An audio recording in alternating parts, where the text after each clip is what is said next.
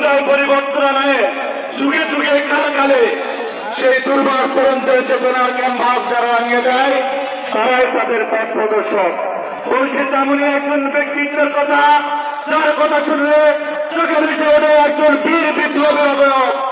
দশকের পর দশক জুড়ে যে তরুণদের প্রতি যে তরুণ স্বপ্ন দেখে সে তরুণ সবার জন্য সমান একটি পৃথিবীকে আলিঙ্গন করতে চায়।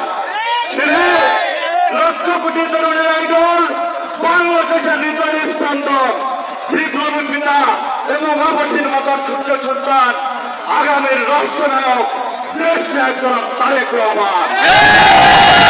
তারেক রহমান এক অবিনাশী বিপ্লবীর নাম। বাংলাদেশের মুক্তিকামী মানুষের এক আশার স্থল। তিনি নিপীড়িত শোষিত এবং সুবিধা বঞ্চিত মানুষের জন্য আমরণ লড়াই করে গেছেন। তারেক রহমান তিনি আমাদের নেতা। তিনি বলেছিলেন বাংলাদেশের কোন পথে ফয়সালা হবে রাজপথে। তিনি বলেছিলেন যদি তুমি ভয় পাও তবে তুমি শেষ, যদি তুমি মুখে ধরার পরে বাংলাদেশ জীবিত হয়েছিল।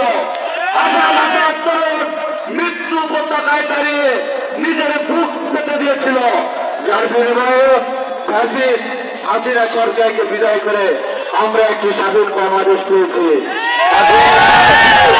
সাম্য এবং মানবিক বাংলাদেশ নির্মাণ করতে চাই।